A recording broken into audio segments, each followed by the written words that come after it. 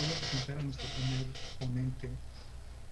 Voy a leer el currículum. Voy a hacer una síntesis, si me lo permite, doctor José Manuel, del currículum que me envía, ¿no? Entonces, él es psicólogo clínico por la UVM, especialista en psicoterapia de grupos y psicodrama clínico por el Centro de Estudios Psicodramáticos, maestro en Ciencias de la Educación Familiar por la institución Enlace AC y doctor en Ciencias para la Familia por la misma institución.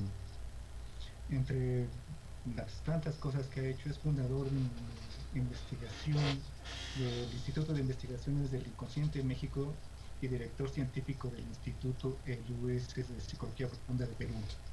Miembro fundador del Sistema Interinstitucional de Atención y Acompañamiento Psicosocial a Víctimas en la Facultad de Psicología de la UNAM, presidente fundador de Psicólogos Sin Fronteras México, miembro fundador del equipo mexicano de atención y acompañamiento psicosocial, director de Psicología y Educación Integral AC, es miembro fundador del Consejo Mexicano de Psicología, miembro como investigador del Sistema Mexicano de Investigación en Psicología, miembro de la Red Global de Práctica Clínica de la OMS, miembro de la Red de Docentes de América Latina y el Caribe, y actualmente es psicólogo visitador adjunto en la Comisión Nacional de Derechos Humanos. Él ha hecho distintas intervenciones, ha coordinado el protocolo de investigación sobre violencia terapéutica en pacientes con hepatitis C de la OMS, participado en estudios de campo sobre trastornos mentales y comportamiento del CIE-11, más de 250 valoraciones psicológicas de posibles casos de tortura, con base en el protocolo de Estambul, atención a víctimas, entre las que se encuentran en las situaciones del caso Royal en Monterrey, las víctimas de desaparición forzada de Ayotzinapa, y ha hecho una larga trayectoria también en la docencia como investigador. Ha publicado libros sobre tortura, libros sobre perspectiva psicosocial de derechos humanos, libros sobre socionomía, sociometría. Y me parece que lo que hoy el doctor nos va a presentar es una aproximación innovadora que tiene que ver con la perspectiva de Jung, ¿no? A veces con los estudiantes compartimos las reflexiones de que habría que enriquecer el trabajo de las distintas corrientes en psicología, no que reproducirlas. Me parece que el doctor en este sentido nos comparte una aproximación que es distinta, pero sin preámbulo, le cedo la palabra al doctor José Manuel Berzanilla. Recuerdo, son 20 minutos de exposición para poder abrir un diálogo, 10 minutos de preguntas de nuestro auditorio. Y Bien. doctor, pues muchas gracias por aceptar la invitación y cedemos los micrófonos. Muchas gracias, estimado doctor Campos, si me ayudan compartiendo la pantalla. Muchas gracias a la VM Hispano, donde tuve la fortuna de trabajar por ahí en el 2010. Y bueno, les voy a compartir hoy las aportaciones de Jung hacia la psicoterapia. Y me interesa mucho este tema porque a partir del trabajo que hemos hecho con familiares y personas sobrevivientes de violaciones graves a derechos humanos, nos hemos dado cuenta que hay una crisis importante en relación al mundo psíquico, al mundo interno, y estamos viviendo una crisis global muy importante. Entonces me gustaría, bueno, ir compartiendo esto, también porque en la licenciatura se lee poco a Jung y hay un prejuicio en torno a su obra y a su trabajo, y entonces me gustaría, bueno, compartir un poquito más puntualmente en qué consiste esto. Entonces, bueno, vamos a trabajar aportaciones de Carl Gustav Jung a la psicoterapia. Siguiente, por favor. Bien, ¿quién fue Carl Gustav Jung? Siguiente, por favor. Fue un médico, psiquiatra suizo, que desarrolló la mayor parte de su trabajo en una parte importante hasta 1913 en la clínica psiquiátrica de la Universidad de Zúrich y después por su cuenta. Trabajó bajo la tutela de Bleuler. Si ya revisaron psicopatología, Bleuler es una persona sumamente valiosa para la psicología, para la psiquiatría, por dos razones. Por la primera describió la entidad nosológica de la esquizofrenia, él la describe, la delimita, y generó en la clínica psiquiátrica de la Universidad de Zúrich un semillero sumamente valioso de la que salieron personas que hicieron aportaciones trascendentes al campo de nuestra ciencia. Jung es uno de ellos, pero también Rorschach, por ejemplo, ¿no? 3 años después de la salida de Jung de la clínica, entró Rorschach bajo la tutela de Bleuler y bueno, tenemos el test de manchas de Rorschach. Realizó los experimentos de asociación de palabras que permitió validar, hacer una validación experimental de la concepción del inconsciente y la teoría de los complejos, y también las mediciones de los indicadores fisiológicos del pulso, de la temperatura, de la respiración, de la tensión galvánica de la piel, son el antecedente de el polígrafo, o lo que conocemos como el detector de mentiras. Este surgió también de los experimentos de asociación de Jung, digamos, de la parte técnica. Siguiente, por favor. Bueno, Jung inicia la relación con Freud en 1906. A Freud el encuentro con Jung le pareció sumamente prometedor, muy valioso, ya que las investigaciones que estaba haciendo Jung en Suiza le permitían validar las concepciones teóricas que él había ido articulando a partir de su práctica psicoanalítica. Debemos de recordar que la práctica de Freud se da a un nivel de consultorio, de práctica privada, y él hace un ejercicio muy importante de hacer una aportación trascendente a la humanidad, de documentar la dinámica psíquica, de abrirnos conceptos como el inconsciente, la estructura psíquica y otros, pero él estaba buscando una validación científica, porque Freud era tachado de anticientífico. Él hacía una investigación de punta y él estaba convencido que sus investigaciones iban a cambiar el rumbo de la humanidad, y bueno, efectivamente lo hicieron. Y los trabajos de Jung en Suiza y del grupo suizo bajo la dirección de Bleuler le permitían tener una validación más científico-positivista. Ya seguramente con el doctor Campos habrán visto distintas posiciones de conocimiento y ciencia, y entonces le interesaba mucho a Freud poder tener una validez de otro país y de otras aplicaciones de sus teorías. Desde los inicios de la relación, y esto es un elemento muy importante, Jung cuestionó la exclusividad de la teoría sexual en la etiología y en el origen de la histeria. Siguiente, por favor. Jung no estaba de acuerdo con lo que había descrito Freud, de que todos los fenómenos psíquicos y la dinámica psíquica estaba atada a un componente sexual. Desde 1908, Jung es presidente del Congreso y editor de los anuarios de psicoanálisis en la Asociación Psicoanalítica Internacional, y el distanciamiento entre Jung y Freud comienza en 1909 durante un viaje a Estados Unidos.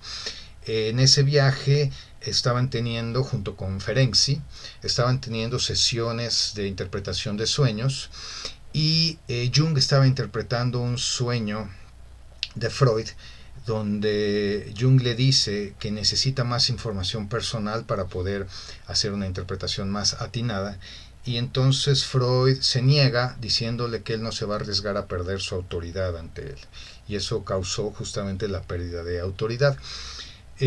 Por otro lado, Jung tiene un sueño donde va hablando él va descendiendo por distintos niveles, desde una casa hasta ir descendiendo distintas plantas hasta llegar a una catacumba donde encuentra unos restos óseos, unos huesos muy antiguos. Lo estoy haciendo de manera muy sucinta, y ahí Jung interpreta los niveles de la conciencia y del inconsciente, mientras que Freud lo interpreta como un sueño parricida, como un deseo reprimido de Jung por matar a su padre intelectual, que era Freud. Es lo que él consideraba. Y también las discrepancias se inician a partir de las formas de abordar y de aproximarse a la investigación del inconsciente, ¿no? Y de los fenómenos psíquicos. Entre 1911 y 1912 se publica la obra germinal, la obra que sienta, la ruptura entre Freud y Jung, pero también sienta las bases de todo el trabajo posterior. Originalmente se llamaba Símbolos y Transformaciones de la Libido, posteriormente se llama ya ahora, la siguiente edición, Símbolos de Transformación, es el tomo 5 de la obra completa. Freud, en este tiempo, en 1912, Freud conforma un comité secreto que se dedicó a descalificar y a segregar la obra de Jung. Incluso hace todo un rito de iniciación Freud, donde le entregas 5 anillos, ¿no? Y se dedican a construir un prejuicio y un estigma en contra de Jung, y pues a la fecha esto opera, ¿no? Lo segrega de los ámbitos académicos del psicoanálisis y lo tilda de santón, de místico, cuando en realidad no es así. Siguiente, por favor. Bien, ¿cuáles son las aportaciones de Jung a la psicoterapia? En la escuela de Zúrich se estableció que para poder practicar la psicoterapia es fundamental realizar un proceso terapéutico personal. Y esto es fundamental. Yo a la fecha, y ahora que hemos estado trabajando con colegas españoles y en toda la región latinoamericana, no he encontrado una sola universidad que establezca como un requisito el proceso terapéutico personal. Y hay muchos estudiantes, chicos, que quieren ser clínicos. Bueno, para poder hacer práctica clínica es fundamental poder seguir un proceso personal, poder enfrentarnos a las profundidades de nuestra psique y poder conocer lo más profundamente nuestra personalidad. ¿Por qué? Porque nuestra personalidad y nuestra estructura psíquica es la herramienta de trabajo con lo que nos vamos a acercar al otro. Y entonces se dieron cuenta que las personas que no tenían un sólido trabajo y conocimiento personal eran proclives a depositar sus contenidos, sus conflictos sobre los pacientes, o a identificarse con los conflictos de los pacientes y con sus necesidades. Jung reconoce que los sueños son un producto del inconsciente, no como la realización de un deseo reprimido, como le decía Freud, sino como el signo para emprender un camino de curación. Jung, uno de los conceptos fundamentales de Jung es el proceso de compensación, estableciendo que la dinámica psíquica se fundamenta en la relación conciencia-inconsciente y que ambas instancias buscarán tener siempre un estado de equilibrio. Y entonces los sueños, como manifestación del inconsciente, hablarán a la psique, hablarán a la conciencia, y le mostrarán al sujeto los puntos donde hay un nivel de desequilibrio. Y entonces la conciencia tendrá que desarrollar los elementos para poder descifrar el contenido simbólico del sueño.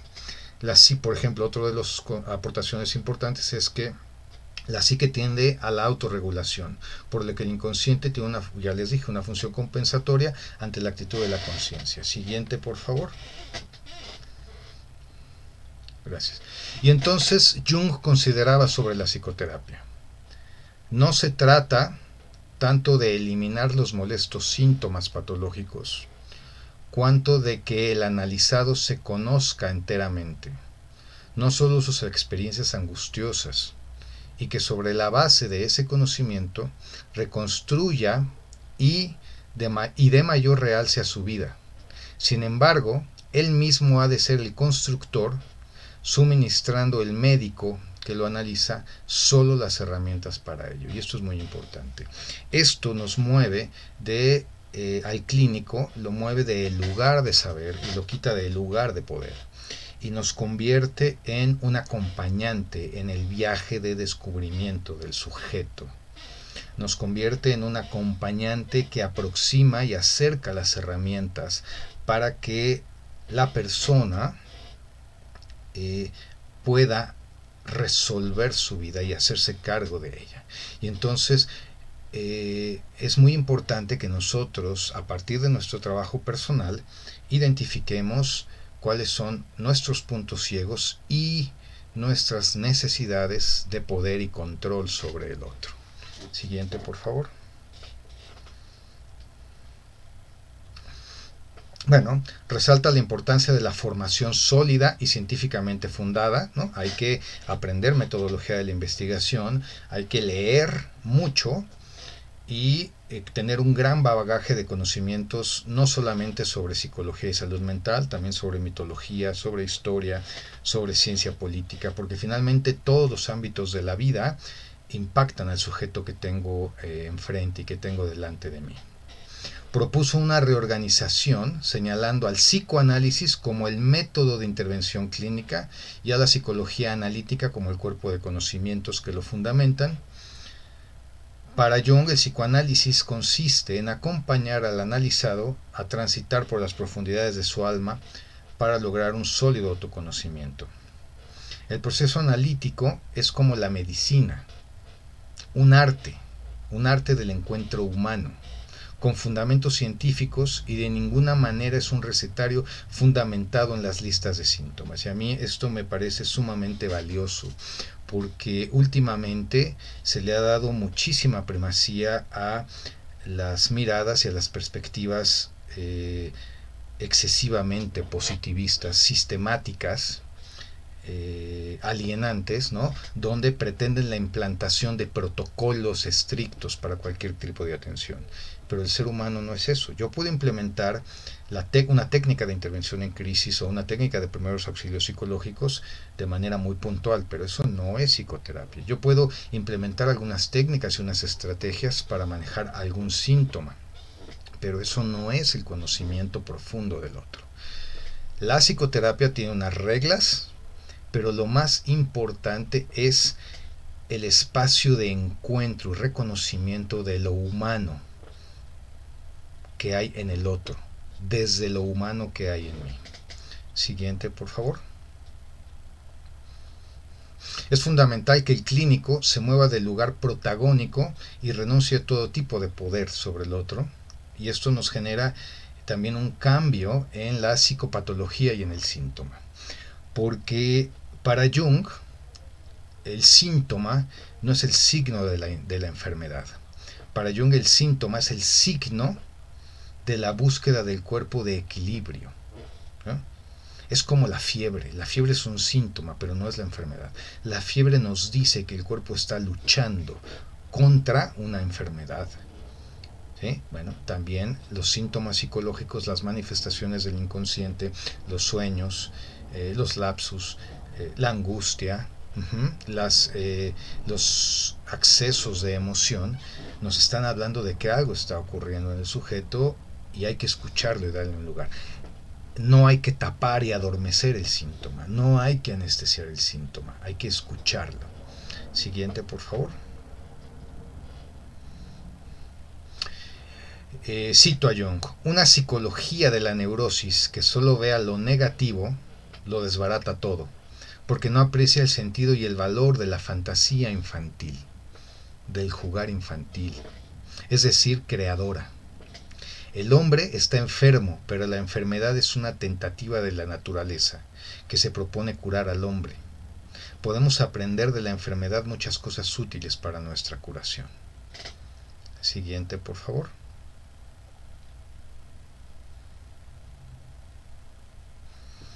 Jung identificó un número importante de manifestaciones clínicas debidas a elementos existenciales, y entonces también dice: no todo el proceso analítico profundo está en función del pasado. Tenemos que escuchar y adaptarnos a la pregunta del paciente hoy. Encontró que hay jóvenes aferrados a la infancia por miedo a la vida, ¿sí? Jóvenes que no quieren hacerse cargo de sí mismos.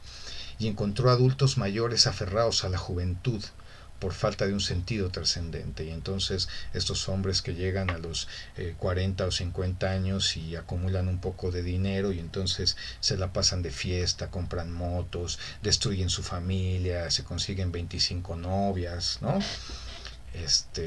Bueno, hay que adaptarnos y comprender las situaciones de vida, el momento de vida, y poder darle un lugar a las manifestaciones de la psique, porque la psique es vital, es una manifestación de la vida, y la psique va a orientar el sentido. Siguiente, por favor. Esto es muy interesante. Jung documenta las etapas de un tratamiento psicoterapéutico. Esto no todos los autores lo hacen, me parece una aportación muy valiosa. Dice, la primera etapa es la etapa confesional, esto es donde el paciente llega a nosotros normalmente enfrentando una crisis, llega a nosotros cargado de angustia o a partir de una pérdida o a partir de un cambio de vida y empieza a explorar su historia personal, empieza a confesarse a sí mismo, a mirarse a sí mismo, empieza a encontrarse con las partes que ha reprimido de sí mismo. Muchos pacientes se quedan en esta primera etapa porque disminuye el síntoma y ya no le ven sentido a continuar con el proceso terapéutico, o a lo mejor ya no les interesa y está bien. La siguiente fase es la explicación. Hacer consciente la transferencia, hacer consciente el proceso de tele, ¿no? Poder hacer consciente la relación que se establece con el otro y la naturaleza de las emociones y las fantasías que se depositan sobre el otro, y poder reelaborar, reconstruir las relaciones de la infancia. Y eso nos da mucha fuerza, mucha potencia. Las personas que logran transitar por esta etapa suelen ser gente sumamente fuertes, sólidas, con un conocimiento más o menos sólido. Posteriormente viene el proceso de educación, esto es, el paciente va aprendiendo sobre su proceso psíquico, sobre su propia dinámica psíquica y va desarrollando habilidades para continuar su proceso de construcción personal, su proceso de trabajo personal y entonces poder dejar la terapia. Y la última etapa sería el proceso de transformación. Ya es alguien que está ingresando a una etapa profunda de su psique y puede empezar a iniciar procesos de transformación para alcanzar una posible individuación. Siguiente, por favor. Doctor, le quedan 3 minutos. Sí, ya casi. Gracias. Bueno, en psicología analítica, fuerzas transformadoras del símbolo, muy importante. En psicología analítica, el símbolo es un elemento fundamental para el proceso terapéutico, ya que opera como un verdadero motor transformador de energía que conduce a su vez a cambios positivos en la personalidad de los pacientes. El símbolo es una máquina psicológica que transforma energía. Los elementos simbólicos hay que darles un lugar y por medio de la integración de sus significados se genera una transformación. Siguiente, por favor. No niega la elaboración consciente y racional de los conflictos y la toma de conciencia. Identifica que los logros solo racionales son limitados, se quedan en un nivel muy limitado de la mente, y la elaboración simbólica permite una comprensión profunda del sujeto en el mundo. Siguiente, por favor. Y estas son las últimas palabras con las que yo cierro. Dice, solo puedo esperar y desear que nadie se vuelva junguiano. No defiendo ninguna doctrina, solo describo hechos, adelanto ideas que considero dignas de discusión. Detesto los partidarios ciegos, dejo a cada cual la libertad de ocuparse a su manera de los hechos, pues la misma libertad quiero para mí. Y entonces yo ahora adelanto algunas ideas y me gustaría abrir el diálogo en torno a estas. Muchas gracias.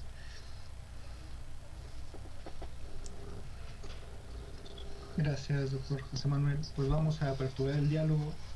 Si algunos de nuestros asistentes tienen preguntas, por favor, abren su micrófono y iniciamos la ronda de preguntas.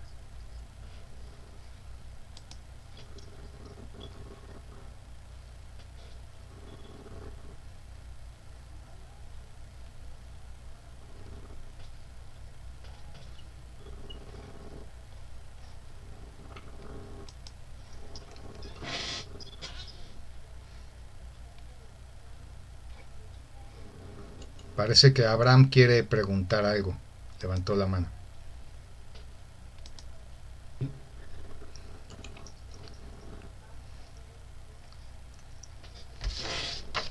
Y adelante con la pregunta, Abraham. Sí, gracias, perdón. Me gustaría centrarme en esto último sobre los partidarios ciegos.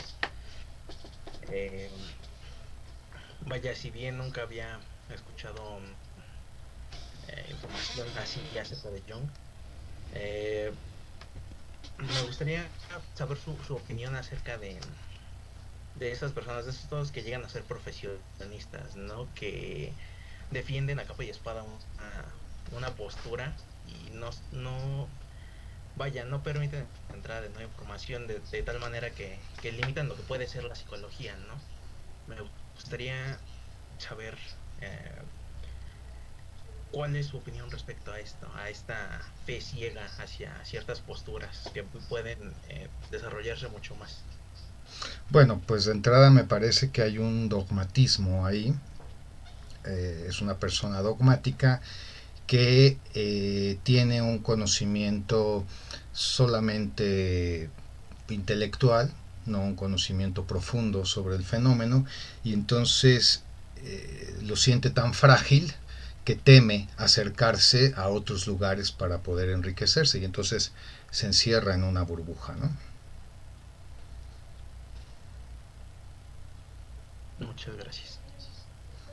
Gracias a ti. Gracias. ¿Alguno más de nuestros asistentes?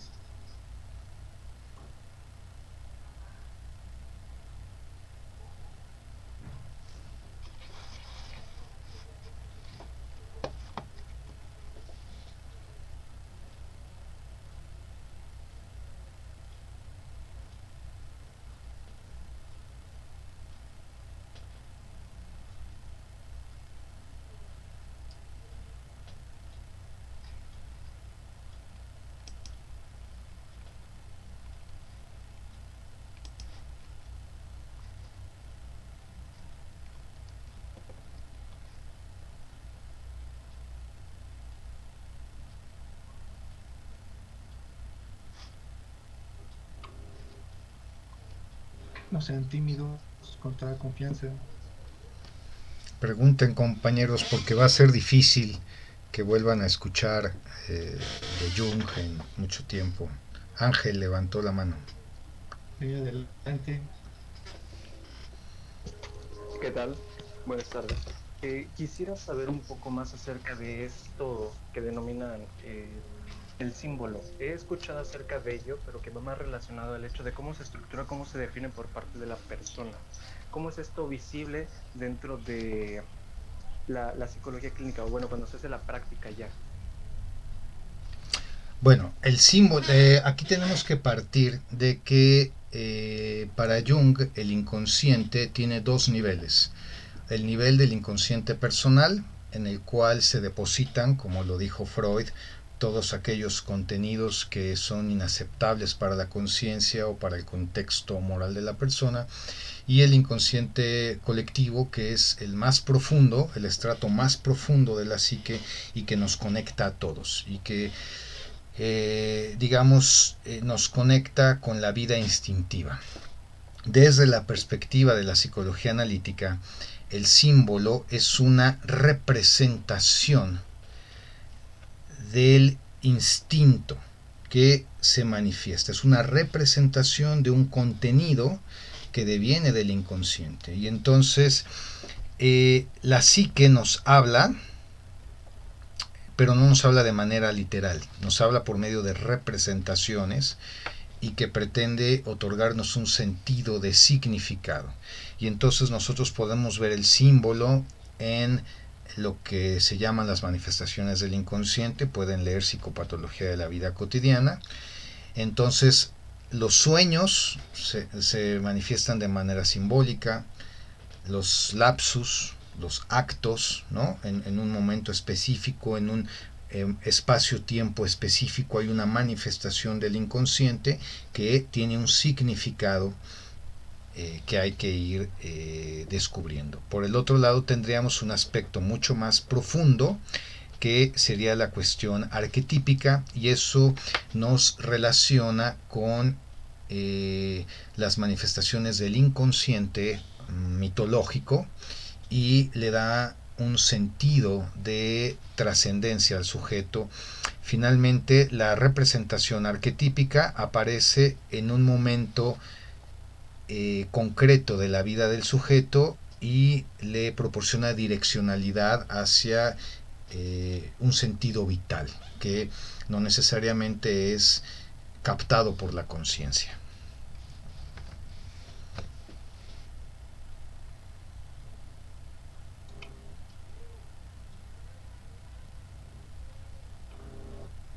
Una última pregunta.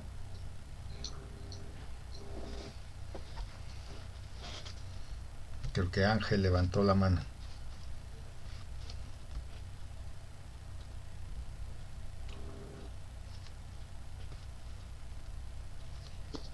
Ok, en este momento que usted comenta acerca de las etapas del tratamiento, decía que en una de las primeras situaciones que se presenta el paciente, en esta etapa de la confesión, es donde empiezan a dar a conocer el signo, si no mal recuerdo es como lo mencionó. En este caso, ¿qué es lo que podría ser o a qué se debe que el individuo en este punto decida abandonar el proceso terapéutico? Bueno, eso es algo muy interesante. Normalmente puede ser por muchas razones. Una de ellas es porque disminuye la crisis. La mayoría de las personas que llegan a terapia, o por lo menos las que han llegado conmigo, llegan en crisis, en algún nivel de crisis. Algún nivel de crisis que les genera angustia, que les genera ansiedad, que les genera dolor. Y muchos, cuando resuelven la crisis, se llevan un conocimiento de ellos mismos y terminan el proceso. Lo otro puede ser porque empiezan a tomar conciencia de los contenidos de su psique, de su inconsciente, que no les gustan, no los quieren ver o les da miedo. Perciben que hay algo demasiado potente, demasiado grande, demasiado abarcativo, demasiado luminoso, y entonces se asustan y ya no quieren proseguir, ¿no? O simplemente se quedan conformes con el nivel de trabajo que han desarrollado en ese momento, ¿no? Una última, gracias Ángel. Por el chat, Megan pregunta sobre la función compensatoria, si esta se va desarrollando o es innata. No, la función compensatoria es innata.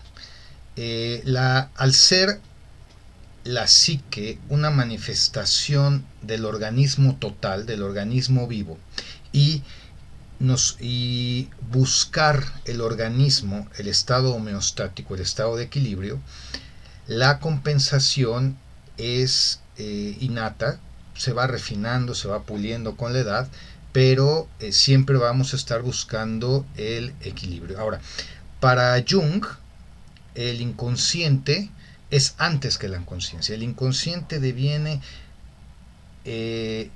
históricamente de la especie, con la evolución de la especie, y lo traemos todos a partir de nuestro proceso de desarrollo, a partir del nacimiento, y la conciencia se va desarrollando conforme vamos creciendo.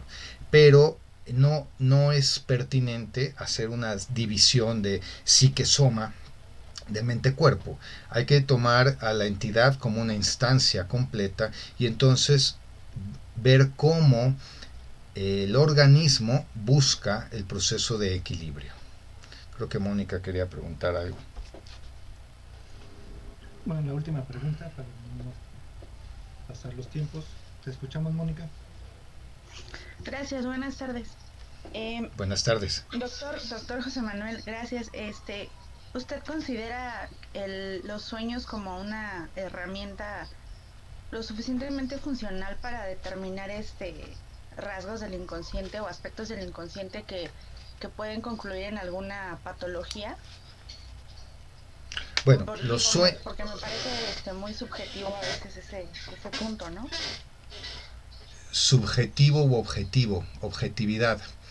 La objetividad que la determina y la subjetividad que la determina, la vida psíquica. Los sueños son una expresión de la vida psíquica.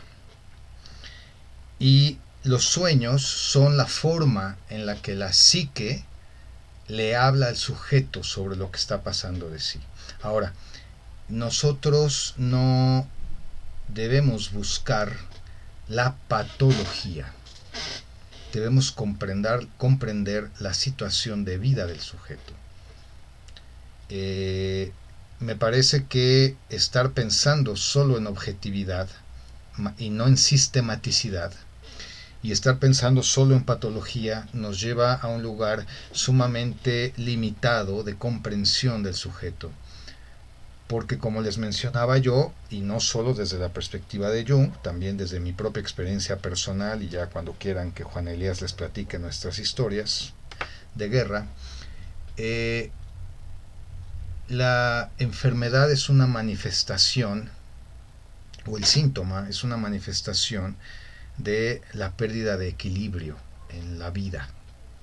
Y entonces los sueños nos están hablando de eso. Bueno, pues muchas gracias a Mónica y gracias, doctor José Manuel, por su participación. Pues no me queda más que le vamos a enviar la constancia vía digital, ¿no? Muchas gracias. Gracias por tener